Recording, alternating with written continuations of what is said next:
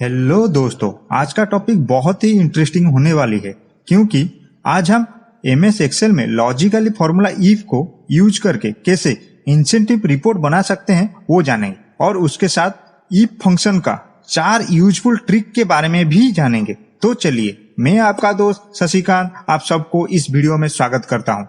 Let's begin the topic. Subscribe कीजिए learn India channel को और बेल आइकन दबाइए सबसे पहले computer technology regarding tips and trick जानने के लिए। दोस्तों, अभी आप देख रहे हैं हमारे पास एम्प्लॉय नेम है, जनवरी टू अप्रैल का टारगेट है, उसी महीना का अचीवमेंट है और यहाँ पे अचीवमेंट परसेंटेज है। यहाँ पे एज ऑन सिस्टम है, मतलब यहाँ पे 4 लिखा हुआ है, मतलब ये 4 महीने से ये बंदा सिस्टम में है। अभी हमको निकालना है एलिजिबिलिटी, परफॉर्मेंस लाभ, SIP criteria 1 and SIP criteria 2। तो ये चारों डाटा हमको अभी निकालना है। ये चारों को निकालने के लिए पहले से हमारे पास कंडीशन है, तो पहले वो कंडीशन को देख लेते हैं।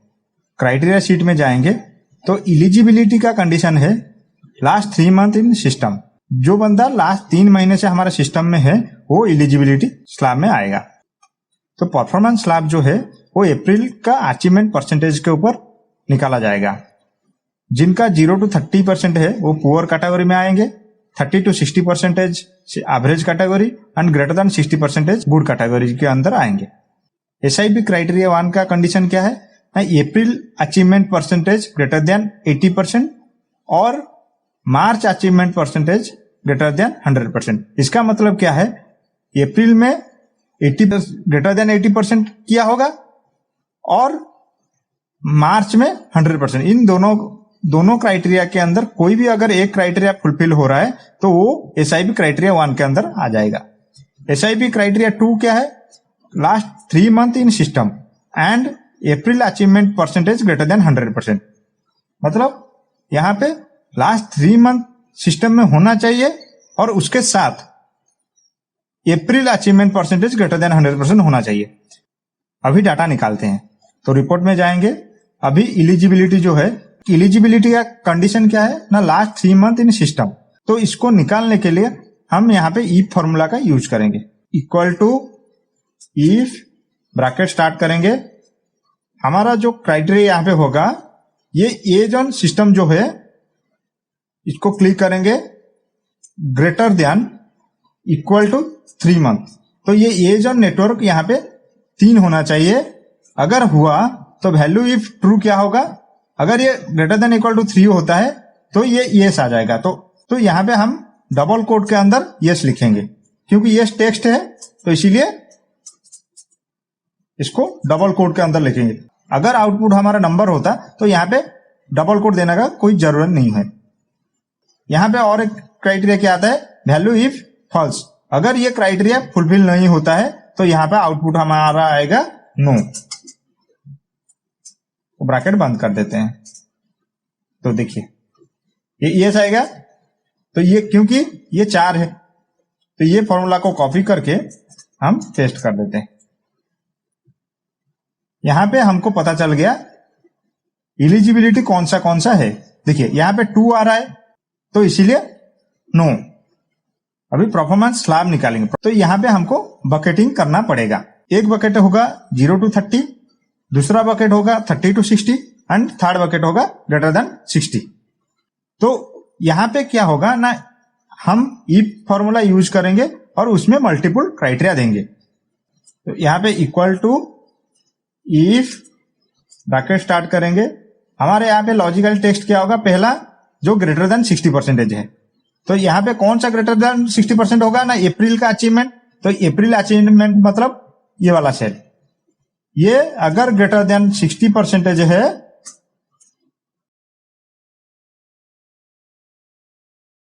डबल कोट के अंदर गुड लिख देंगे,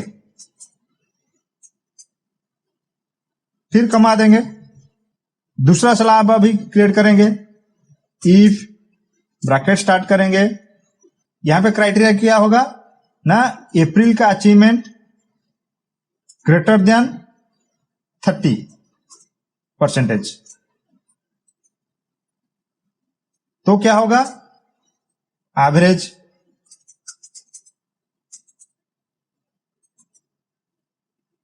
बाकी जो रेस्ट हो गया उसको हम क्या करेंगे ना, पुअर, ब्रैकेट बंद कर देंगे।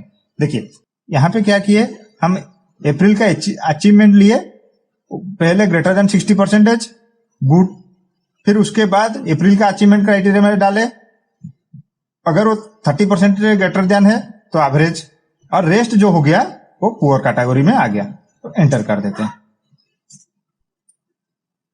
तो गुड हो गया। ये फॉर्मूला को कॉपी करके पेस्ट कर देते हैं, तो यहां पे हमारा सारा आ गया। अभी हमको निकालना है कि एसआईपी क्राइटेरिया 1, एसआईपी क्राइटेरिया 1 का कंडीशन ये था कि अप्रैल अचीवमेंट ग्रेटर देन 80% और मार्च अचीवमेंट ग्रेटर देन 100%। मतलब ये दोनों जो क्राइटेरिया है उसके बीच में कोई अगर एक क्राइटेरिया अचीव होता है तो एसआईपी क्राइटेरिया यस होगा। इसको निकालने के लिए हम क्या करेंगे ना, इफ के साथ और फॉर्मूला का यूज करेंगे, equal to if, bracket start करेंगे, उसके बाद और लिखेंगे, फिर से ब्रैकेट स्टार्ट करेंगे। पहला फॉर्मूला था अप्रैल का अचीवमेंट ग्रेटर देन 80%, दूसरा क्राइटेरिया था मार्च का अचीवमेंट ग्रेटर देन 100%, फिर ब्रैकेट बंद कर देंगे। अगर ये दोनों में से कोई एक का रिजल्ट ट्रू होता है, उसका आउटपुट क्या आना चाहिए, यस, फिर डबल कोट बंद कर देंगे। अगर ये क्राइटेरिया, इसी में से कोई एक क्राइटेरिया भी ट्रू नहीं होता है तो आउटपुट आएगा नो, फिर ब्रैकेट बंद कर देंगे। तो देखिए, तो यहां पे हमारा रिजल्ट आ गया, ठीक है। यहां पे नो क्यों आया, देखिए हमारा क्राइटेरिया क्या था, अप्रैल अचीवमेंट 80% और मार्च का अचीवमेंट 100% से ज्यादा होना चाहिए। ये इस दोनों के अंदर कोई भी एक ही क्राइटेरिया अगर आता है तो यस आएगा, अगर एक भी क्राइटेरिया फुलफिल नहीं होता है तो नो आएगा।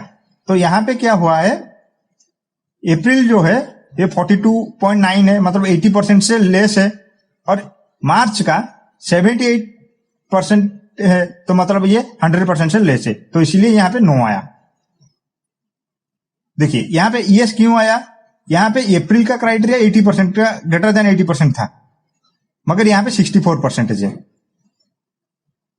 और मार्च का 101% है, मतलब ये दोनों से एक क्राइटेरिया हमारा फुलफिल हो गया, कि मार्च वाला क्राइटेरिया फुलफिल हो गया, तो इसलिए इन दोनों में से एक का क्राइटेरिया फुलफिल हो गया, इसीलिए यहाँ पे यस आया।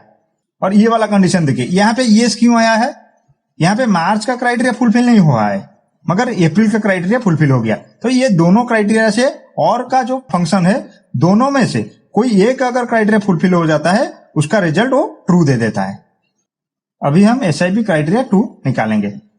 एसआईपी क्राइटेरिया 2 का कंडीशन क्या है, यहां पे कंडीशन है last 3 month in system and April achievement, यहां पे 2 क्राइटेरिया ट्रू होना चाहिए, तो इसीलिए हमको एंड का यूज करना पड़ेगा इफ के साथ। यहां पे इक्वल टू इफ, फिर ब्रैकेट स्टार्ट करेंगे, यहां पे एंड फॉर्मूला का यूज करेंगे।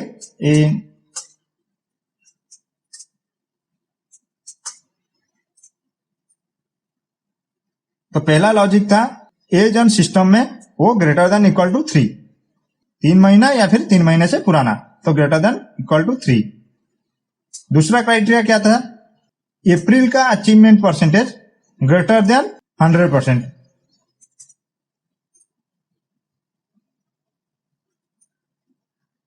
ये दोनों क्राइटेरिया यहां पे लिख दिया। अगर ये दोनों क्राइटेरिया ट्रू होता है, आउटपुट क्या आएगा ना, यस,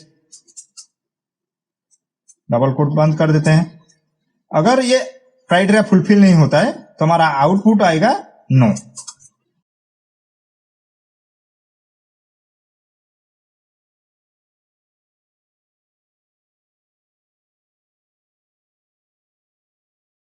यहां पे देखिए, यहां पे सिर्फ 2 ही एलिजिबल हुए, ये क्यों नो आया यहां पे, तो देख लेते हैं।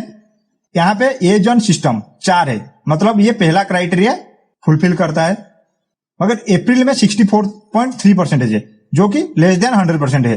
तो इसीलिए यहाँ पे 2 क्राइटेरिया फुलफिल नहीं हुआ, एक ही क्राइटेरिया फुलफिल हुआ, तो इसीलिए यहाँ पे नो आया। यहाँ पे यस क्यों आया? तो हमारा पहला क्राइटेरिया था सिस्टम में 3 महीने से ज्यादा होना चाहिए, तो यहाँ पे सिस्टम में 3 महीना ज्यादा है, 4 आ गया। और अप्रैल का जो अचीवमेंट परसेंटेज है वो ग्रेटर देन 100% होना चाहिए, 103.4% है। तो यहाँ पे 2 क्राइटेरिया फुलफिल हो रहा है, तो इसीलिए यहाँ पे यस आया। यहाँ पे नो क्यों आया? क्योंकि यहाँ पे 2 क्राइटेरिया फुलफिल नहीं हुआ है, एक ही क्राइटेरिया फुलफिल हुआ है, तो इसीलिए यहाँ पे नो आया। यहाँ पे नो क्यों आया? क्योंकि एज ऑन सिस्टम में क्राइटेरिया फुलफिल नहीं हो रहा है और अप्रैल का अचीवमेंट परसेंटेज का क्राइटेरिया भी फुलफिल नहीं हो रहा है, तो इसीलिए इन दोनों में कोई एक भी क्राइटेरिया फुलफिल नहीं हो रहा है, इसीलिए यहाँ पे नो आया। तो इस हिसाब से इफ फॉर्मूला का यूज करके हम इंसेंटिव रिपोर्ट बना सकते हैं। Thank you.